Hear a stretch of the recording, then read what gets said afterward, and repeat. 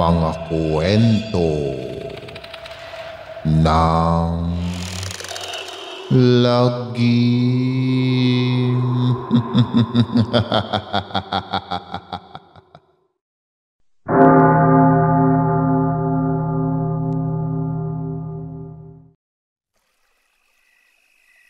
Kamusta na mga giliw naming tagapakinig? Pwede po kayong mag-comment kung nasang lugar kayo para ma-shoutout namin kayo at kung taga saan kayo. Maraming salamat mga giliw naming tagapakinig. Ang story pong ito ay espesyal para sa lahat ng mga lalaking ginampanan ang kanilang pagiging ama, nagmahal ng tunay sa kanilang anak, kaduguman nila o hindi. Naging responsable at maunawain sa lahat ng oras.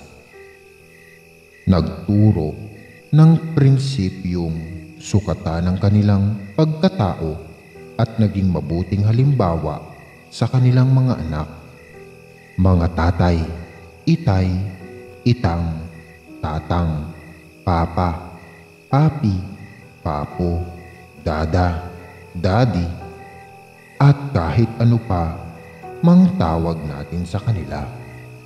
Maligayang araw ng mga ama. 10 piso lang ang bariyang nakapa ni Angelo sa bulsa. Pamasahe sana niya, pero mas minabuti niyang ihulog na lang yun sa lata ng matandang lalaking pulubi na nadaanan niya bago makarating sa paradahan ng tricycle. Hindi na siya sasakay. Lalakari na lang niya hanggang eskwelahang pinapasukan. Gulat na napatingin ang matanda sa kanya at sa huli ay nagpasalamat. Tumango at ngumiti si Angelo sa matanda. Saka diretso nang naglakad patungo sa paaralan. College na dapat si Angelo, pero huminto siya ng 1 taon dahil sa problemang pinansyal. Ulila na rin kasi siya at nakikipisa na lang sa kung kani-kaninong kamag-anak doon sa probinsya. Lumuwas siya at nakipagsapalaran sa Maynila. Mabilis naman siyang nakakuha ng trabaho sa edad na 17. Kargador sa palengke, at doon na rin siya natutulog sa palengke sa harapan ng tindahang pinapasukan niya. Naawa ang may-ari, kaya pinatuloy siya sa bahay nito. Nagkargador pa rin siya nang maisipang isabay ang pagpasok sa high school. Tutal naman ay 1 oras lang iyon. Pagdating sa eskwelahan, sanay na si Angelo na hindi siya pinapansin ng mga kaklase. Minsan ay napapagkatuwaan pa nga siya, napagtritripan, pero madalas nga ay parang hindi siya nag-i-exist sa mga ito. Siguro dahil sa hitsura niyang maitim ang balat at salat sa lahat ng gamit sa eskwela. Sa kabila nun, tulad ng dati, ay umuwi siyang masaya.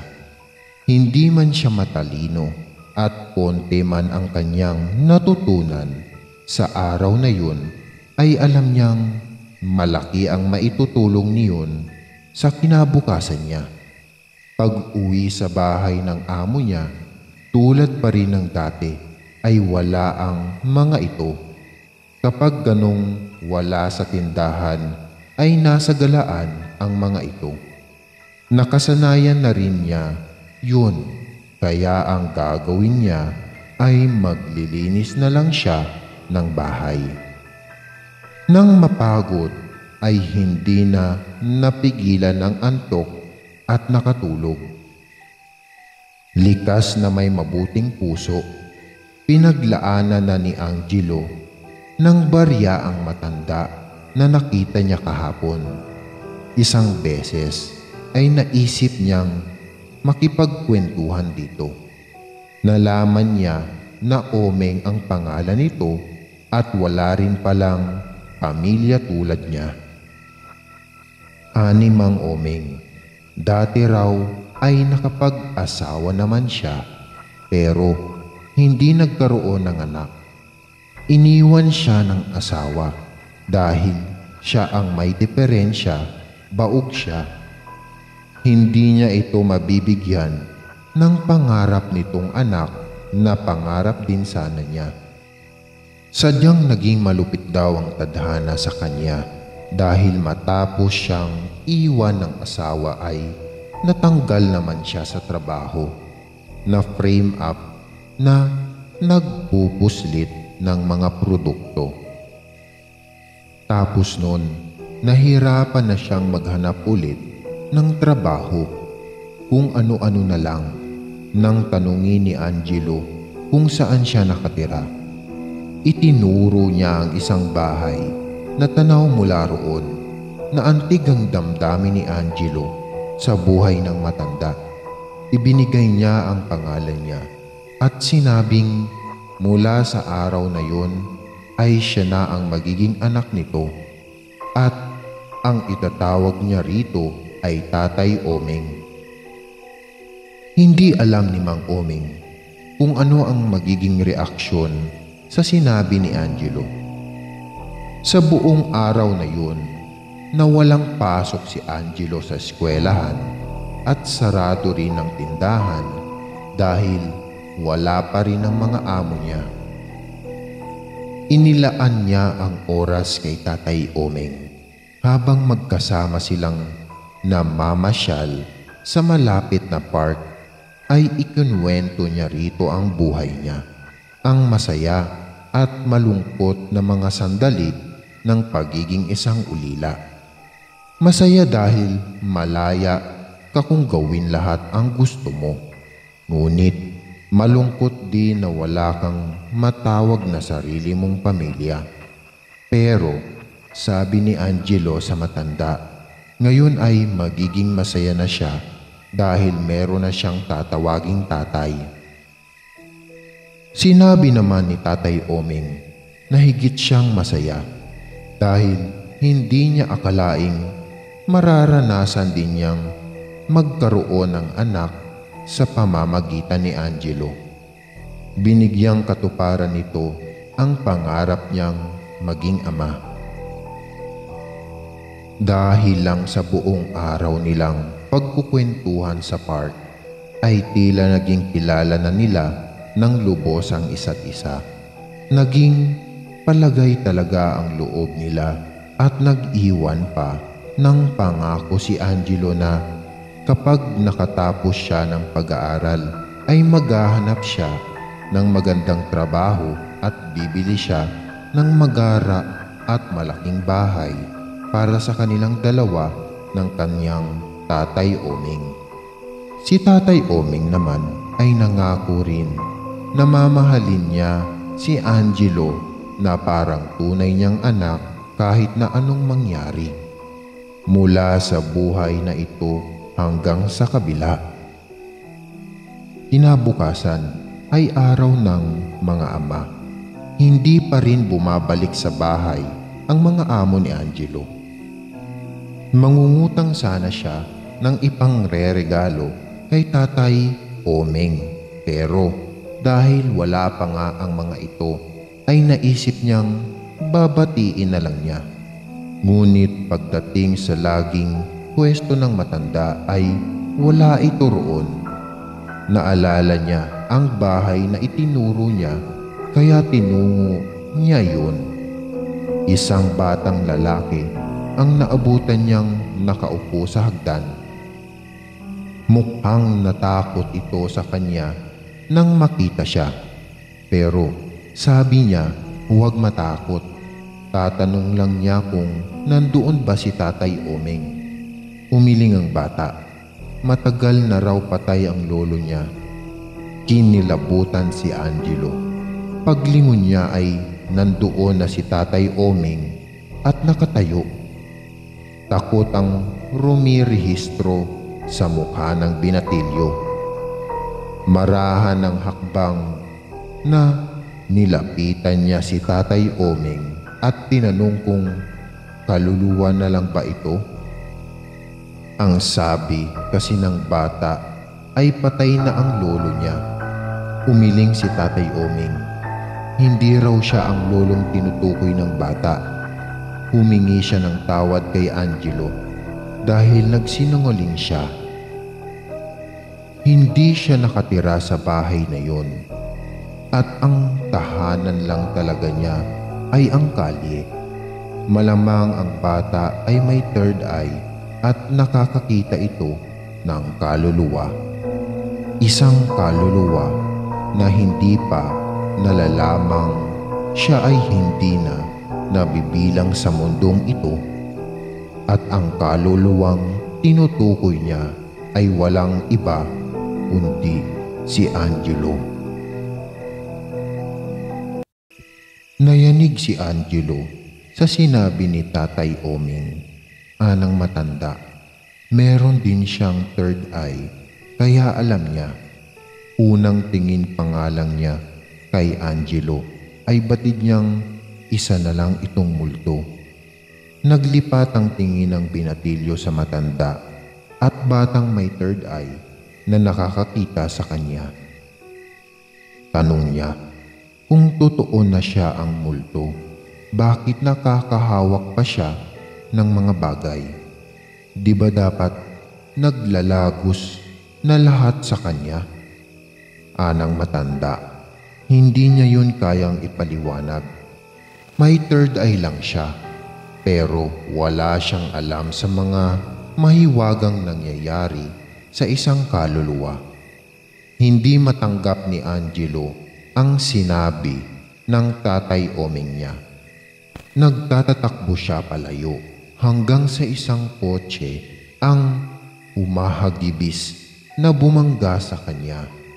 Napasigaw siya, ngunit bigla ring natigilan ng maglagos lamang sa katawan niya ang sasakyan. Nilingon niya ito nang makalampas na sa kanya at saka unti-unti nagbalik sa isip ang eksenang iyon na parang nangyari na. Kagagaling lang niya noon sa tindahan. Nagmamadali na siya pauwi dahil malilate na siya sa school nang bigla siyang mabangga ng isang sasakyan. Ng isang kotse, bigla ring pumasok sa isip niya. Kaya pala hindi pa nakakabalik ang mga amo niya dahil pumunta ito sa probinsya nila. Doon inihatid ang labi niya sa mga kamag-anak niya ron. Itinaktak ni Angelo ang ulo. Naguluhan siya sa mga nangyari at hindi mapaniwalaan na multo na lang siya. Nilapitan ni Tatay Oming si Angelo at sinabayan sa paglalakad. Anang matanda, wala siyang dapat ipag-alala dahil nalampasan na niya ang hirap ng buhay at mapupunta na siya sa paraiso. Ngunit habang nandito pa siya sa lupa, ay mananatili silang mag-ama. Pinasalamatan niya ang binatilyo dahil ito lang ang tanging nagparana sa kanya na maging isang tatay at ito lang din ang itinuring niyang anak sa buong buhay niya. Natuwa naman si Angelo na kahit hindi niya nagisnan man lang ang tunay na ama, dahil kay Tatay Oming ay nagkaroon rin siya ng tatay. Yun nga lang, nakilala niya ito sa panahong isa na lang pala siyang multo. Ani ni Tatay Oming, maaring maigsi lang ang panahon na pinagsamahan nila ngayon sa lupa, ngunit naniniwala siya sa muli nilang magkakasama sa kabilang buhay. at iyon ay panghabang buhay na.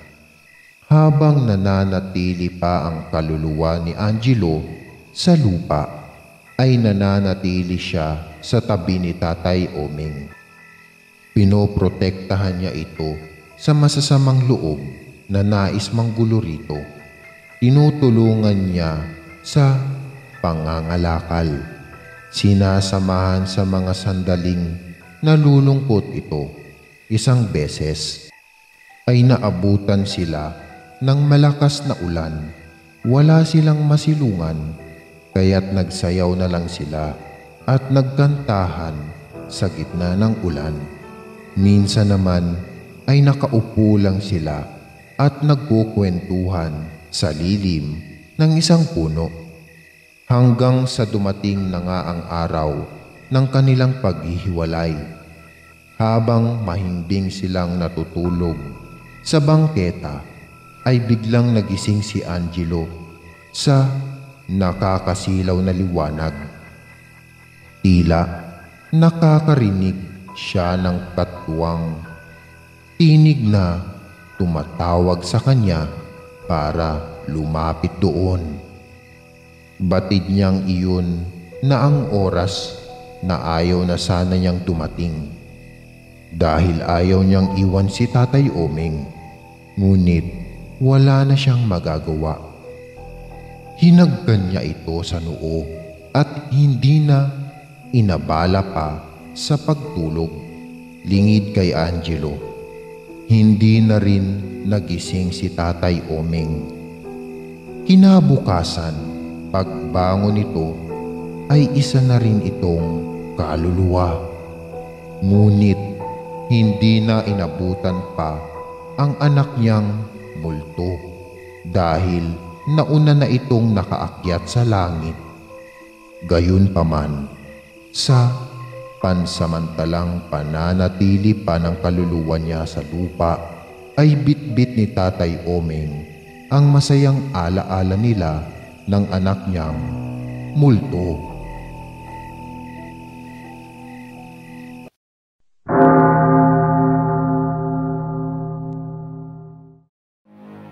Maraming salamat mga giliw naming tagapakinig. Huwag po nating kalimutan mag-subscribe at mag-like ng ating channel para sa mga kwento ng lagi